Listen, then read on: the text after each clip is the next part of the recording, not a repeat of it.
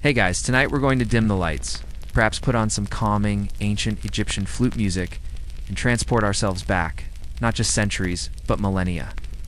We're going to a place where time wasn't measured in quick scrolls or fleeting digital notifications, but in generations, in the slow, patient sweep of a painter's brush. Imagine dedicating your entire adult life, not to a career, not to a family business, but to a single wall. Tonight we're delving into the story of the Egyptian who spent 30 years painting one tomb wall. You probably wouldn't survive a single afternoon without a serious case of wrist strain and existential dread. But for this artisan, it was the devotion of a lifetime. So, before you get comfortable, take a moment to like the video and subscribe, bud. Only if you genuinely enjoy what I do here. And if you're feeling chatty, drop your location and local time in the comments. I love seeing where you all are tuning in from. Now, dim the lights. Maybe turn on a fan for that soft background hum, and let's ease into tonight's journey together.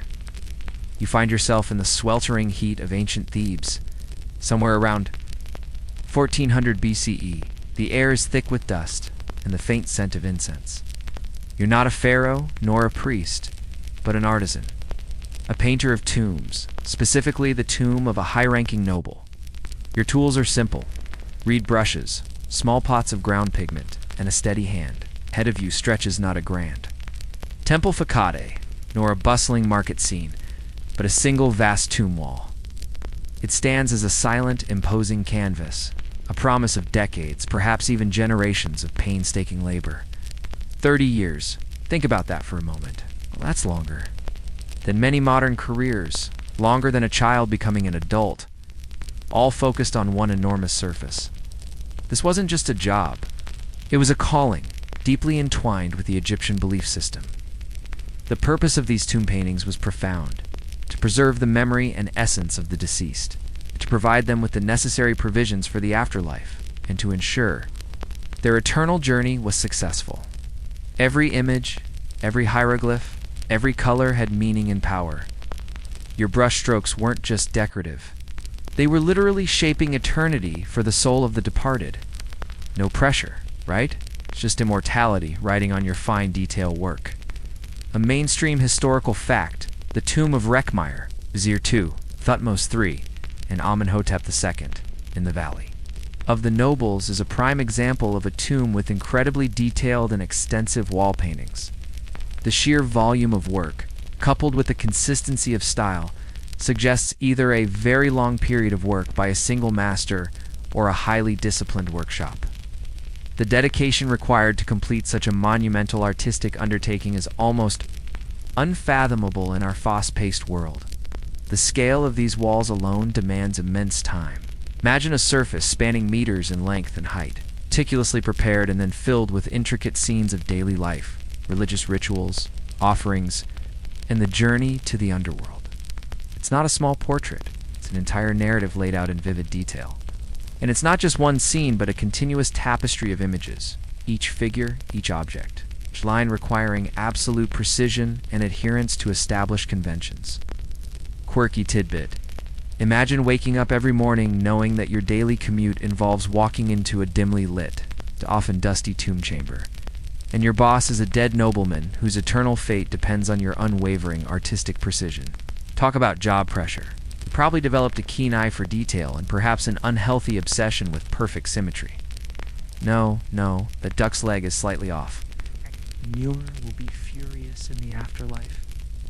Historians still argue whether such long-term projects were typically completed by a single master who lived to a very old age, or if they were generational endeavors, with skills and unfinished work passed down from father to son, or master to apprentice.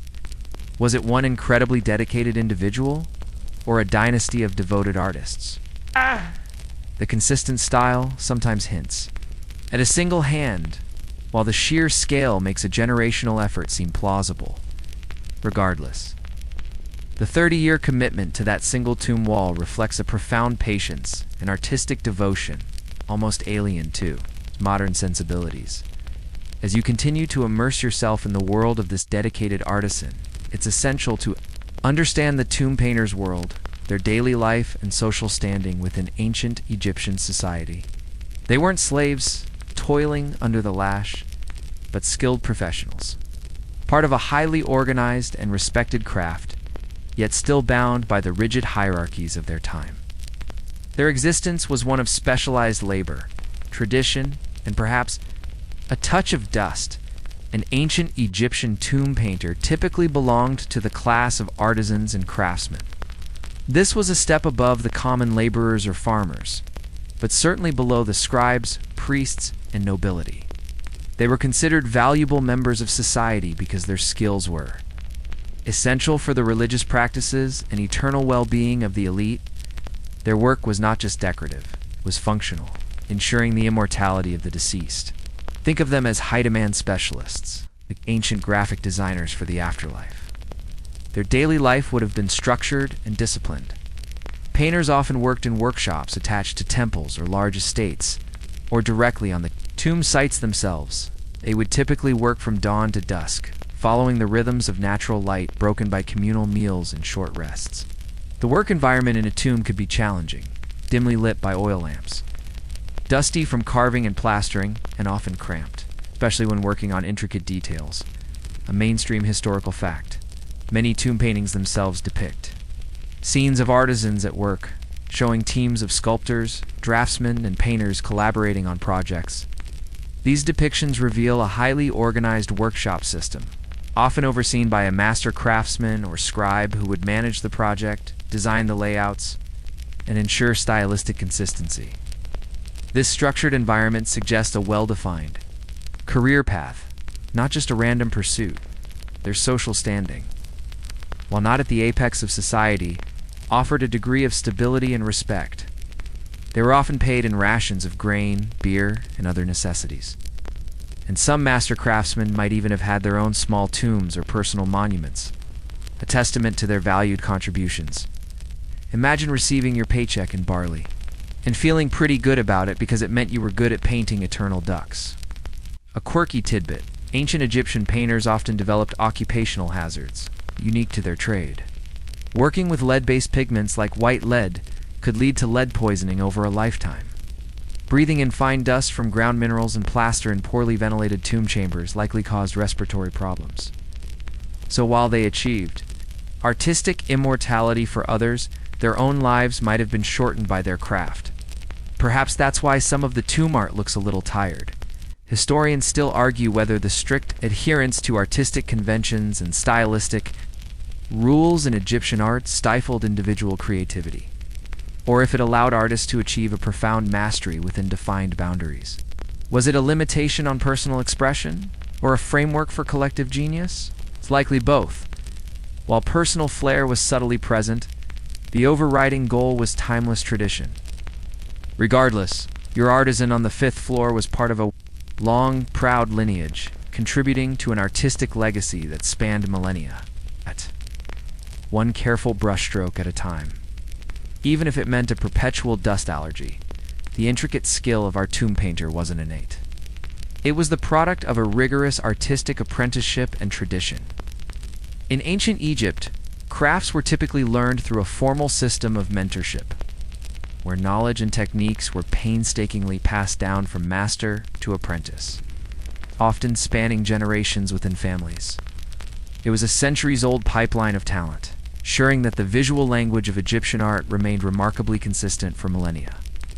A young aspiring painter would begin their journey at a very early age, perhaps as young as 10 or 12, joining a workshop under the tutelage of an experienced master. This wasn't a quick course. It was an immersive, long-term commitment that could last for over a decade. The early years would be spent on menial tasks, grinding pigments, preparing surfaces, cleaning tools, and observing the masters at work. This laborious groundwork instilled patience and an intimate knowledge of materials.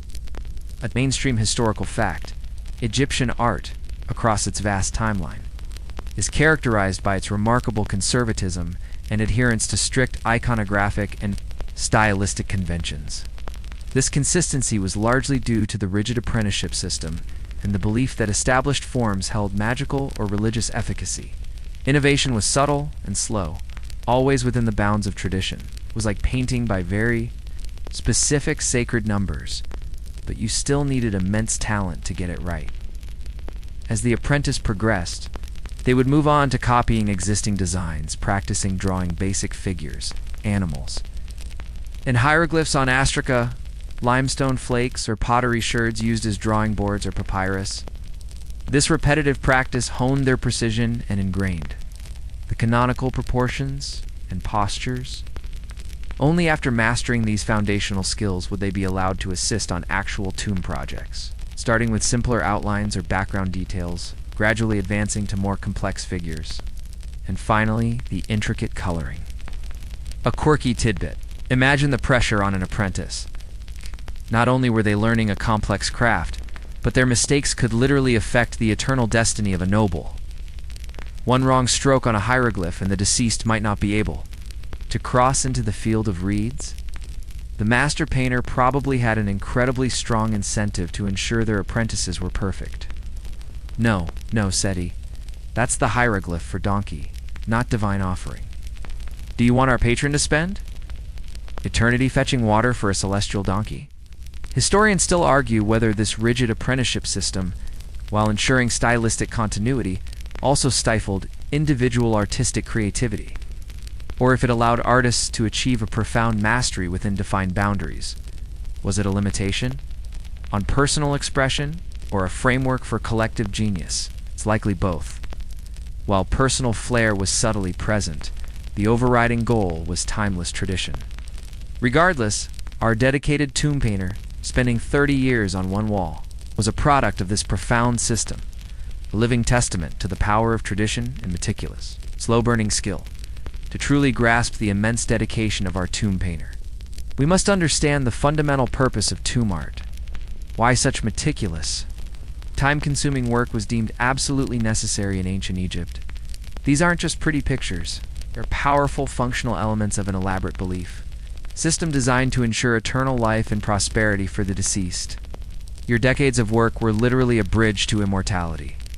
At the core of Egyptian tomb art was the belief in the afterlife, and the concept of Ka life force and Ba personality, soul. For these aspects of the deceased to survive and thrive, in the underworld, they needed a physical body or a surrogate, like a statue in a well-provisioned eternal home. The tomb was not merely a burial place. It was the eternal dwelling of the deceased, designed to replicate and even improve upon their earthly existence. A mainstream historical fact, the primary function of tomb paintings and reliefs was to provide for the Ka and Ba of the deceased. Scenes of daily life, farming, banqueting, hunting, craftsmanship, were not just nostalgic memories, but intended to magically become real and continuously supply the deceased with food, drink, and entertainment.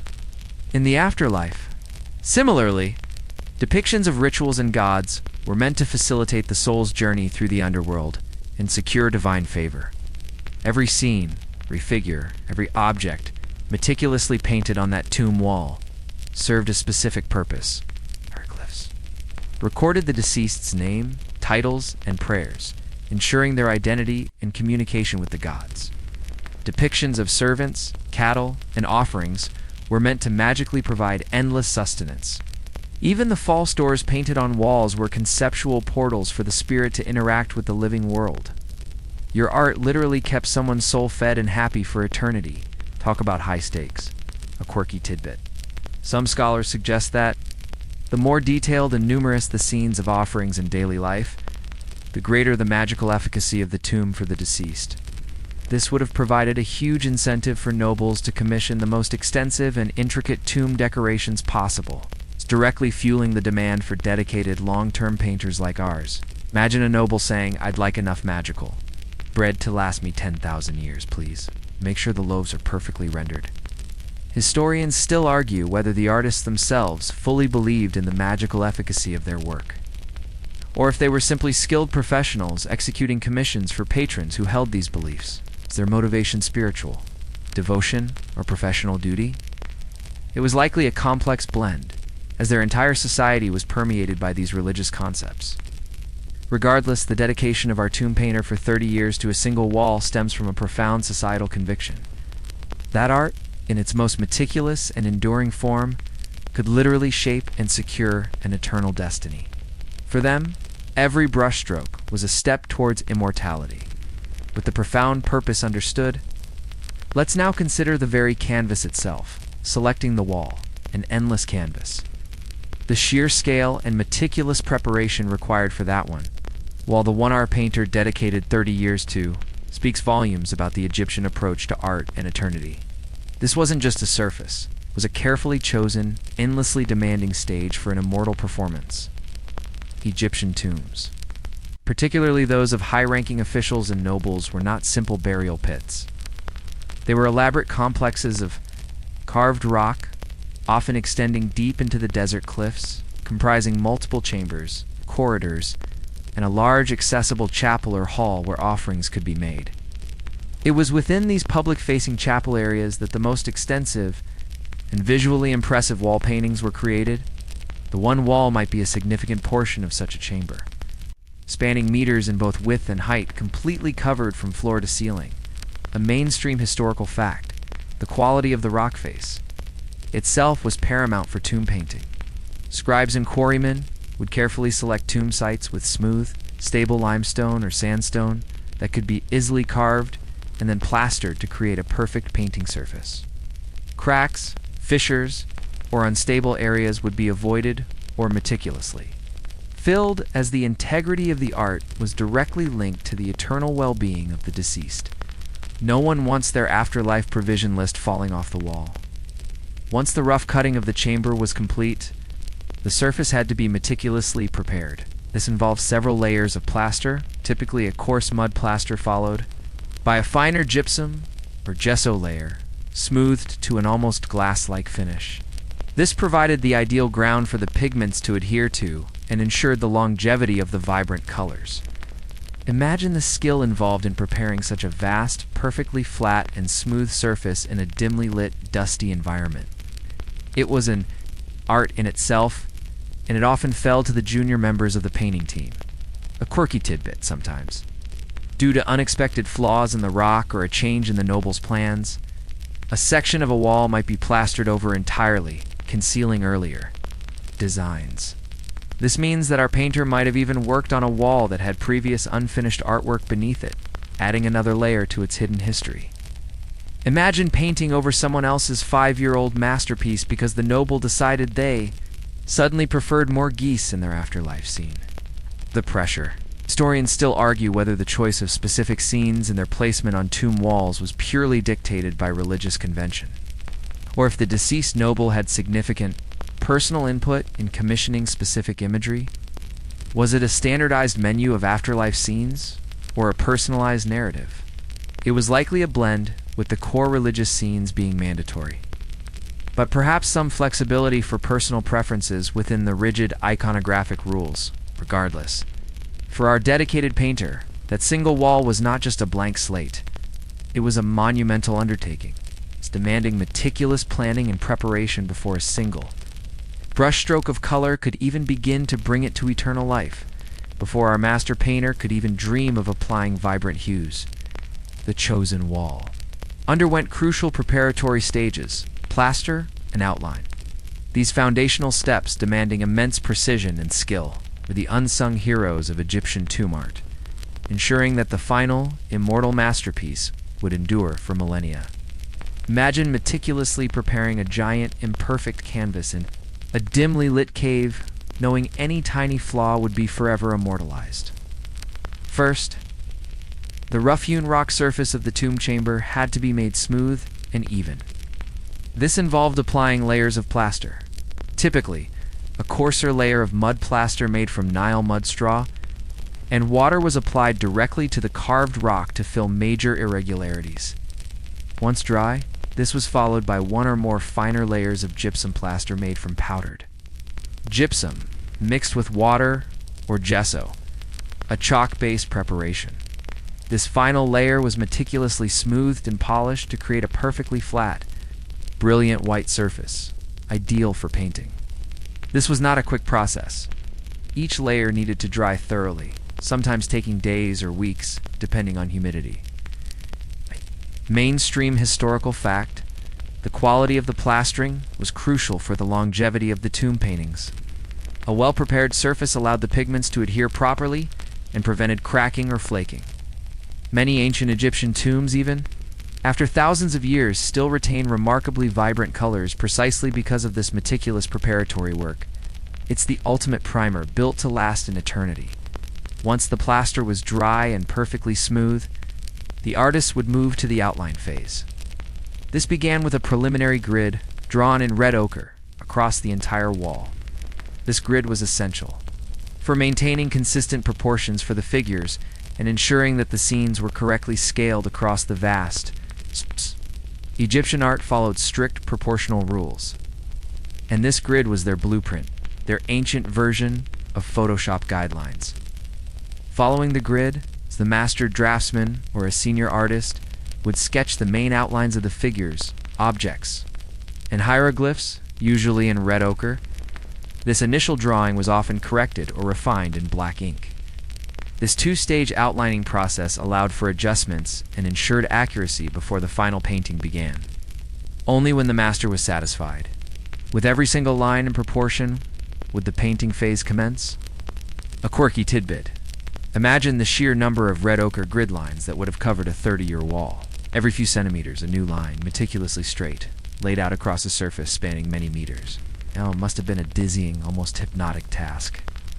And then, once the painting was complete, these grid lines were typically painted over and thus hidden from view, a secret testament to the underlying methodical work. It's like finding the pencil marks under a finished painting, revealing the artist's hidden process. Historians still argue whether the grid lines were always strictly adhered to, or if master artists occasionally deviated from them for subtle artistic effect.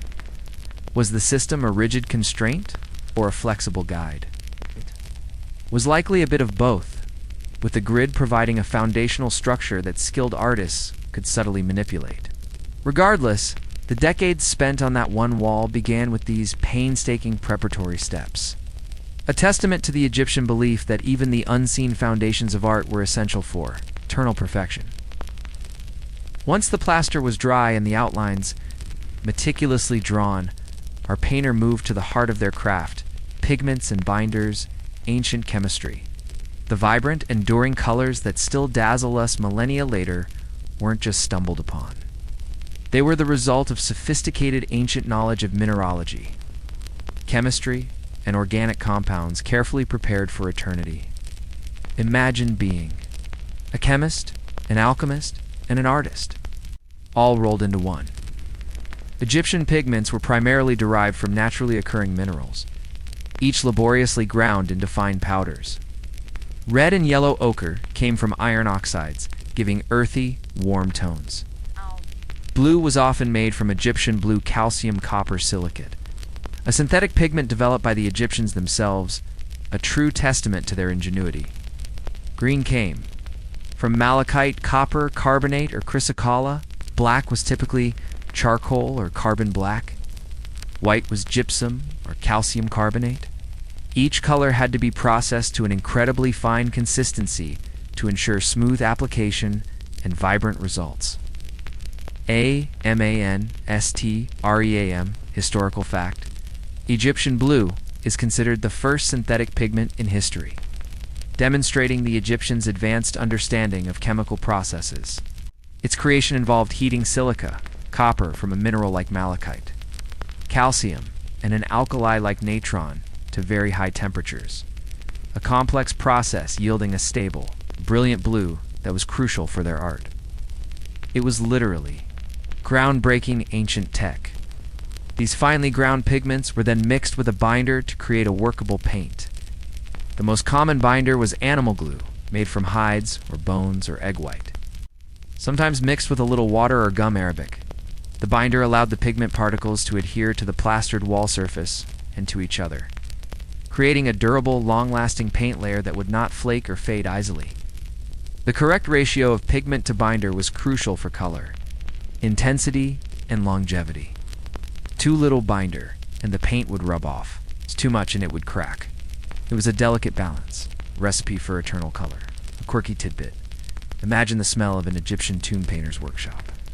With animal glue binders and various mineral pigments, it probably wasn't a perfumed oasis. It might have smelled faintly of boiled bones, earthy minerals, and sweat. Perhaps that's why they spent so much time in the dry, relatively odorless tomb chambers, enjoying the respite from the workshop's aromatic intensity. Ah, the sweet smell of immortality. Or is that just the boiling hoof glue? Historians still argue whether the specific choice of pigments and binders was purely aesthetic, driven by desired color results, or if certain colors also held deeper, symbolic or magical properties that dictated their use in specific contexts. Did the materials simply look good, or did they do good for the deceased? It was likely both, with practical excellence serving a profound spiritual purpose.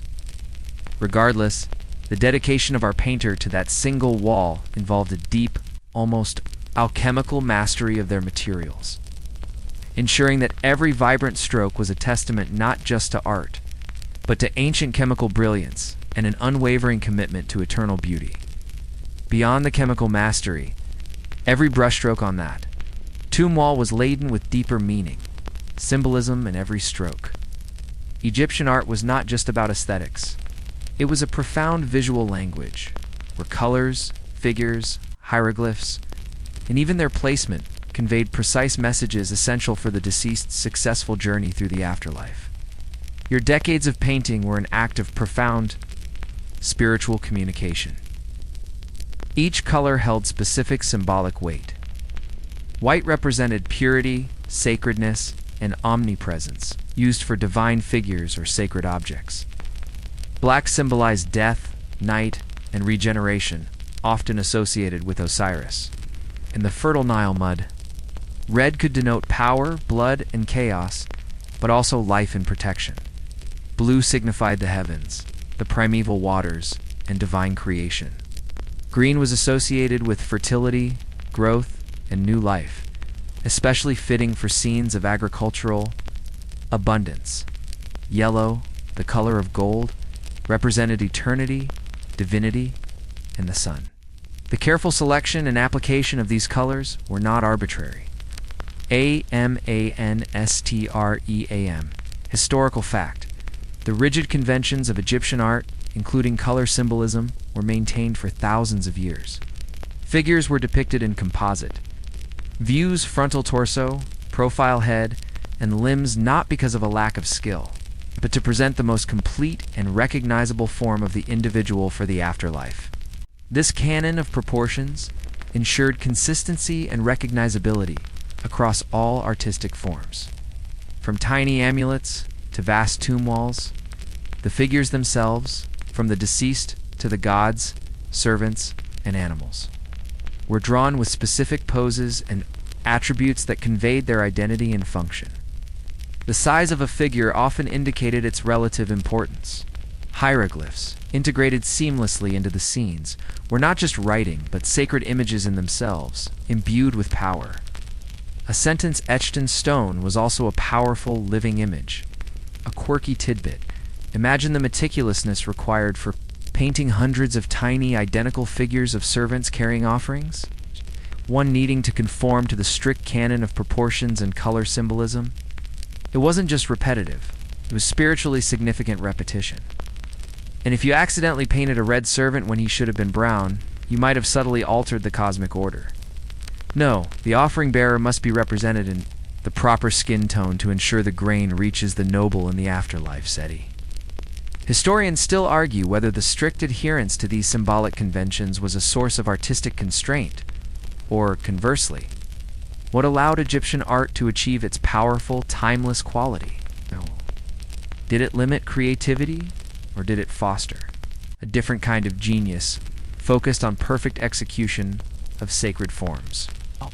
It was likely a blend, where a deep understanding of the symbolism allowed for subtle variations within a powerful, shared visual language. Regardless, our tomb painters' 30 years were spent not just on applying paint, but on weaving a complex tapestry of sacred meaning, ensuring every single stroke contributed to the immortal destiny of the noble. Now let's zoom in from the grand, Symbolism to the grind of the everyday, the daily routine on the tomb site. Spending 30 years painting one wall wasn't a sudden burst of inspiration. It was a sustained act of discipline, an intricate dance between meticulous art and the repetitive rhythms of ancient Egyptian labor. For our painter, life was a cycle of waking, working, waiting for the next layer to dry.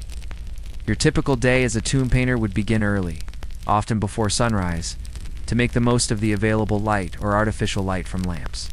After a simple breakfast, you'd head to the tomb chamber, likely with your tools and pigments already prepared from the previous day. The atmosphere inside the tomb would be cool and dimly lit, a stark contrast to the scorching desert sun outside. Work would proceed methodically layer by layer. On a typical day, you might focus on a specific section of the wall, applying a single color as a base coat to multiple figures, or meticulously detailing a complex hieroglyph. Egyptian painting was often done in stages. Outlines first, then flat areas of color, followed by details, and finally, a protective varnish. This meant you might revisit the same section of the wall over days, weeks, or even months, as different layers dried. A mainstream historical fact, ancient Egyptian tomb painting often involved teams of specialized artisans, while a single master might oversee or even execute the most intricate details. Apprentices and junior painters would handle the preparatory work. The large areas of flat color and the less complex figures. This division of labor allowed for monumental projects to be completed over long periods. Though the story of a 30-year single-wall project suggests an unusual level of continuous dedication by one master, breaks would be taken for communal meals. In short rests, the work would continue until dusk, or as long as sufficient light, natural or artificial, allowed. Then tools would be cleaned, pigments stored, and surfaces protected, ready for the next day's painstaking progress. A repetitive, slow-motion ballet of artistic creation. A quirky tidbit. Imagine the subtle, almost imperceptible changes that might occur over 30 years on a single wall. Perhaps a slightly different shade of blue becomes available, or a new assistant has a slightly different brushstroke. These tiny variations, often only visible to a trained eye, sometimes hint at the passage of time or the involvement of different hands. Even within a seemingly uniform artistic style, it's like finding a subtle time capsule within the art itself. Ah, yes. The subtle shift in the pharaoh's left sandal suggests the apprentice's growth in skill. Around year 15, historians still argue whether the seemingly unchanging nature of Egyptian artistic style over millennia was a testament to the artist's incredible discipline in adhering to tradition, or if it simply reflects a lack of archaeological evidence for more radical experimentation. Did they genuinely prefer unchanging forms, or were they simply compelled to? It was likely a deeply ingrained cultural value that blurred the lines between artistic choice and sacred necessity. Regardless, the daily routine on that tomb site was a testament to profound patience, and discipline, and a deep respect for a craft that promised eternal life. One deliberate, precise stroke at a time, for 3 decades. Even for the most dedicated artisan, spending 30 years in a tomb chamber isn't without its difficulties. Our painter faced numerous challenges: dust, light, politics. These environmental and societal obstacles were part of the daily grind, testing their patience and resilience, yet they persevered, brushstroke by brushstroke. The most immediate environmental challenge was dust. Tomb construction involved extensive quarrying and carving of rock, creating a constant fine dust that permeated the air. Even after the initial carving, the preparation of plaster surfaces and the grinding of mineral pigments would generate more particulate matter. Its fine dust would not only be irritating to breathe, potentially causing respiratory issues over decades, but also settle on freshly applied paint, potentially compromising the finish. Imagine trying to paint a masterpiece while constantly wiping dust off your canvas in your lungs. Light was another significant issue. While tomb entrances might offer some natural light, deeper chambers and corridors, where extensive painting often occurred, would be perpetually dim. Artisans relied heavily on oil lamps, which provided insufficient and flickering illumination. This would strain their eyes, make precise color matching difficult, and contribute to a smoky atmosphere within the tomb. It was like trying to do intricate detail work under a faulty flashlight. For 30 years, a mainstream historical fact, the poor lighting conditions in ancient Egyptian tombs are well documented, evidenced by the soot marks left on ceilings from oil lamps. Despite these challenges, the artist managed to achieve incredible precision and vibrant colors, demonstrating remarkable adaptability and skill in adverse conditions. Beyond the environmental, there were political and logistical challenges. The commissioning noble might die prematurely or fall out of favor, potentially halting work or shifting priorities. Tomb robberies were a constant threat, and security measures might impact access or work schedules. There could be supply chain issues for specific pigments or binders, requiring delays or substitutions. Disputes among workers or changes in the overseer could also disrupt the rhythm of the project. A quirky tidbit: imagine the psychological toll of working for decades in a confined, unchanging environment, often surrounded by images of death and the afterlife. It might have led to a unique form of tomb fatigue, or perhaps an enhanced sense of the fleeting nature of earthly life compared to the eternal art they were creating. Maybe they developed a very dark sense of humor. Another day, another immortal duck for the Great One. Wonder if my soul will get a duck in its tomb. Historians still argue whether the consistency of Egyptian artistic style over millennia was a testament to the artist's incredible discipline in overcoming these challenges, or if the challenges themselves, like dim lighting or the need for consistent materials, subtly influenced the stylistic choices, favoring flat, clear forms over highly nuanced ones. Did the environment dictate the art, or did the art triumph over the environment? It was likely a complex interplay. Regardless, the 30-year commitment to that wall was a profound act of perseverance, navigating not just artistic demands, but the very real physical and societal obstacles of their ancient world. Despite the rigid conventions and formidable challenges, the story of our 30-year tomb painter is also one of mastery and innovation. Within the strict boundaries of Egyptian art, skilled individual artists found subtle ways to express their unique talent, leaving their personal mark on masterpieces destined for eternity. This wasn't just rote copying, it was a refined art form where genius blossomed in precision. While Egyptian art is famed for its consistent, almost unchanging style over millennia, this doesn't mean artists were mere automatons. Quite the opposite. Strict canon of proportions, iconography, and color palettes provided a foundational language. Within this language, a true master could achieve unparalleled precision, fluidity of line, and vibrancy of color. Their innovation came not in breaking the rules, but in perfecting them to an almost divine degree. Imagine painting a perfect circle freehand, consistently, for 30 years. That's a different kind of innovation, a mainstream historical fact. Art historians often identify distinct hands or styles within ancient Egyptian tomb paintings, even within the same period. While the overall style remains consistent, a trained eye can discern subtle differences in the rendering of faces, the application of paint, or the energetic quality of a line, suggesting the presence of individual master artists and their unique contributions. These are the signatures of the ancient world, hidden in plain sight. A master painter on a project of this scale and duration would develop an almost supernatural level of skill. Their brushwork would be flawless, their color mixing intuitive, and their understanding of the complex symbolic language of the tomb art profound. Their innovation might manifest in subtly more graceful figures, a particularly vivid rendering of a texture, or an exceptionally harmonious composition, all while adhering to the core conventions. A quirky tidbit: some tomb paintings include small, almost hidden practice sketches or graffiti on less prominent walls or ceilings, sometimes attributed to apprentices. However, very occasionally, one might find a tiny, almost secret detail in a finished masterwork that seems to show a fleeting moment of artistic playfulness or an unusual personal flourish. A subtle wink from the artist across the millennia.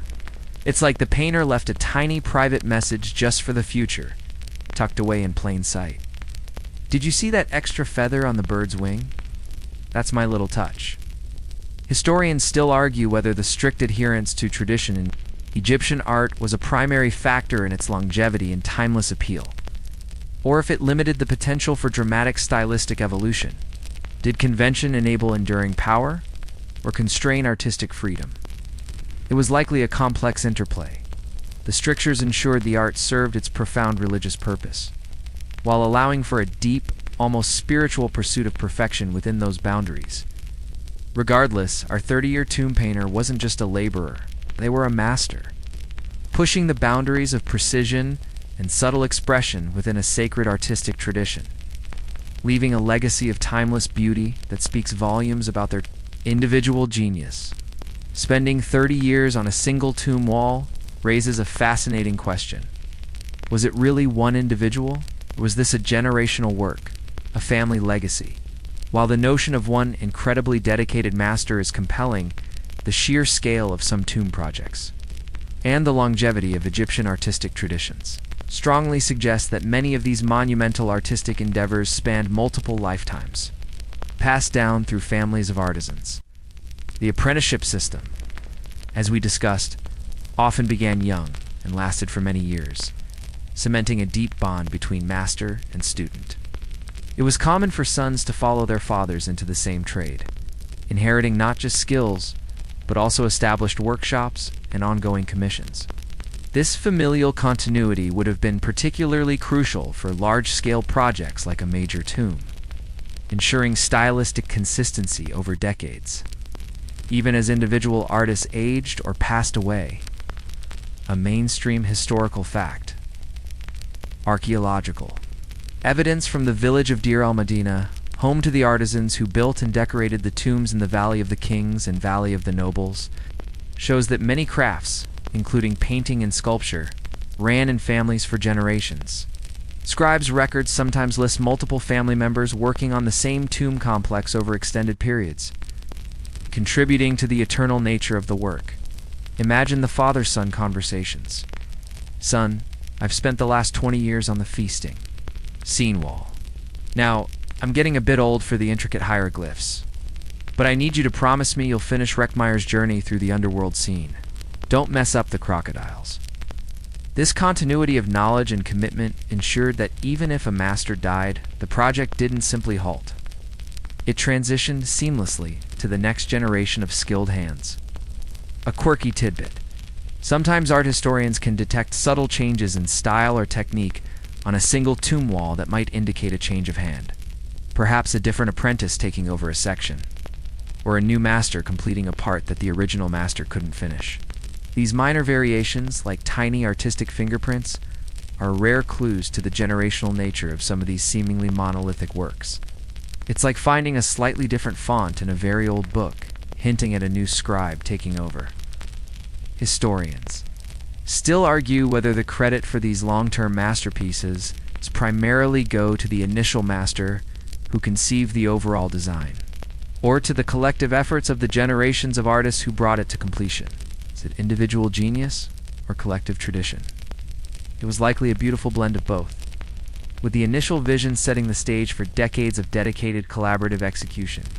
Regardless, the 30-year painting of that single tomb wall was a testament not just to one artist's dedication, but potentially to a multi-generational commitment, a familial legacy woven into the very fabric of eternity.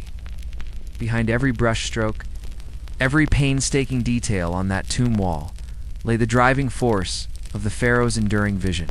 While the specific tomb belonged to a noble, the grand artistic and architectural programs of ancient Egypt were ultimately sanctioned and shaped by the reigning pharaohs, whose power and divine mandate dictated the very purpose and scale of such monumental artistic endeavors. Your decades of work were part of a much larger, cosmic plan orchestrated from the throne. The pharaoh was considered a divine ruler, a living god whose stability and prosperity were directly linked to the well-being of Egypt.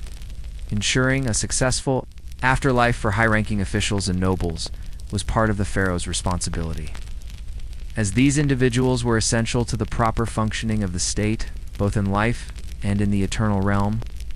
Thus, tomb commissions, particularly for viziers like Reckmeyer, were not merely private affairs. They were an extension of royal policy and cosmic order, a mainstream historical fact.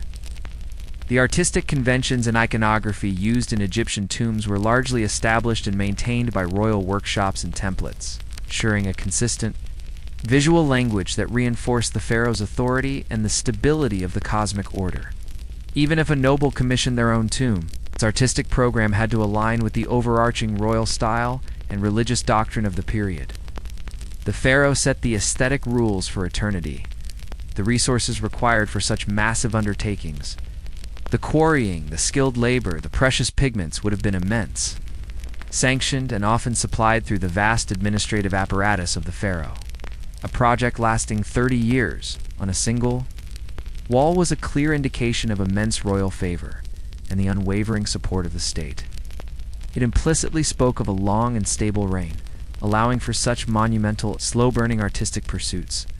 A quirky tidbit: imagine a pharaoh, perhaps on a rare visit, inspecting a tomb painting and offering a critique. Yes, the offerings are splendid. The gods are well pleased. But tell me, why does that servant's hair curl slightly to the left? My royal hairdresser assures me it should be to the right. The subtle influence of royal taste, even on minor details, could ripple through decades of artistic production, adding a fascinating layer to the enduring vision. Historians still argue whether the pharaoh's influence on tomb art was primarily top-down, a direct imposition of style and subject matter, or if there was more flexibility and collaboration with individual nobles and master artisans. Was it absolute control or a subtle guiding hand? It was likely a nuanced relationship, with the pharaoh establishing the grand vision and the overarching aesthetic, while skilled artists and patrons filled in the details. Regardless, the dedication of our tomb painter for 3 decades was ultimately a testament to the pharaoh's enduring power and the profound belief that meticulous art could secure not just individual immortality, but the stability and cosmic harmony of the entire Egyptian state. After millennia of silence and obscurity, the painstaking work of our tomb painter finally emerges into the light through rediscovery, a timeless beauty. For centuries, these masterpieces lay hidden, protecting their eternal secrets. It's only to be unveiled by the spades of archaeologists and the dedicated work of conservators, allowing us a breathtaking glimpse into ancient devotion. Imagine the moment of first discovery.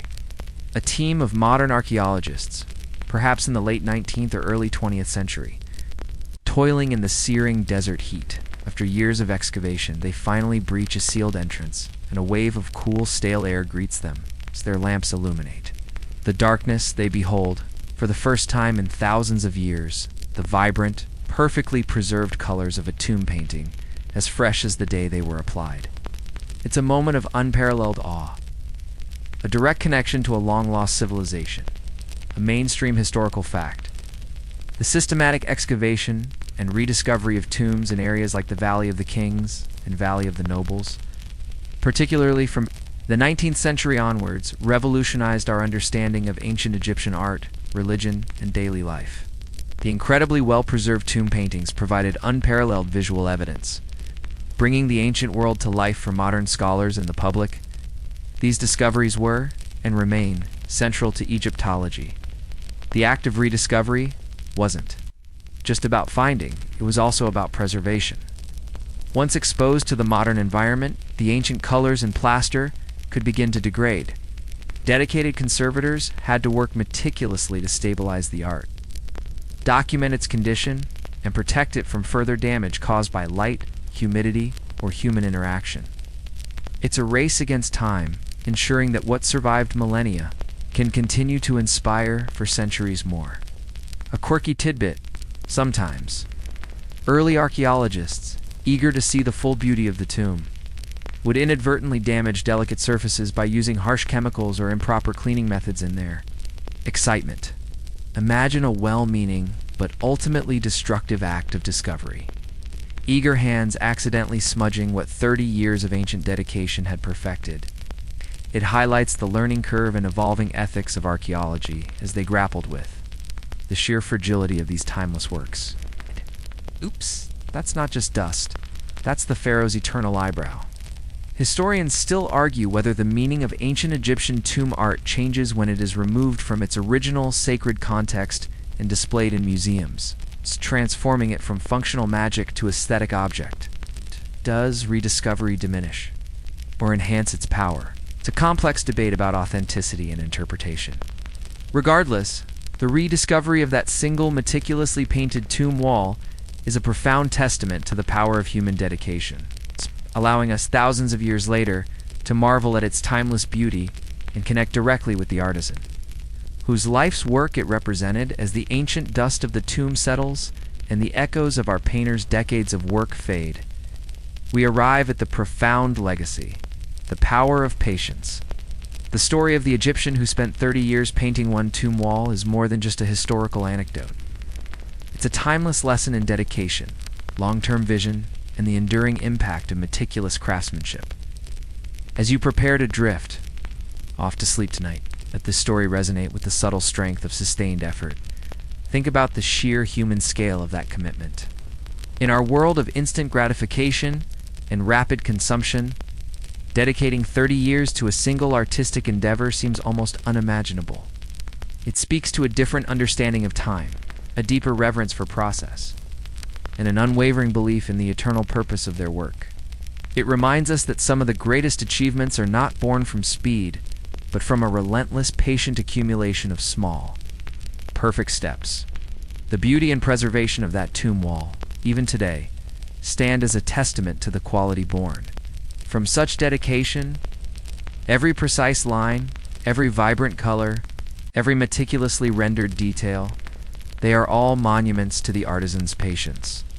Surviving millennia to tell their silent story, it's a powerful counter-narrative to our disposable culture, reminding us of the value of things built to last. Art made for eternity, a mainstream historical fact. Many ancient Egyptian artworks, including tomb paintings, have survived in remarkable condition for thousands of years, a testament to the superior materials, meticulous preparation, and enduring craftsmanship of the artisans. Their longevity is not accidental. It is a direct result of the dedication we've explored. And what about the artists themselves? Well, their names are often lost to history. Their work speaks volumes. Their patience was not passive. It was an active, enduring force, a daily choice. To return to the dust and dimness, to continue shaping eternity one careful brushstroke at a time. It's a reminder that true fulfillment can be found in the sustained pursuit of excellence, even on a single wall for 30 years. A quirky tidbit. Imagine if that Egyptian painter had a modern productivity app to track his progress. Goal. Finish this duck swing by 25 BCE. Current progress, 0.5%. Only 29.5 years to go. It highlights the almost absurd scale of the project through a modern lens, making the actual achievement even more astounding. They didn't need apps. They had spiritual conviction and an endless supply of patience. Historians still argue whether the extreme patience and traditionalism of Egyptian artists limited their capacity for radical artistic innovation, or if this very steadfastness allowed their art to achieve a profound timeless quality that resonates across cultures and eras. Does patience breed perfection or stagnation? It's a question without a simple answer, but one that this artisan's life profoundly embodies. Regardless, the legacy of that one tomb wall is a powerful lesson for us all. In a world craving speed, there is still profound power and enduring beauty in the quiet, patient dedication of a lifetime. So as you draw your blankets closer, feel the gentle weight of time and reflect on the enduring power of patience. Let the ancient artisan's quiet dedication inspire a peaceful calm within you. The walls around you, the objects in your room, they may be fleeting, but the spirit of meticulous creation, of enduring commitment, is a timeless human endeavor.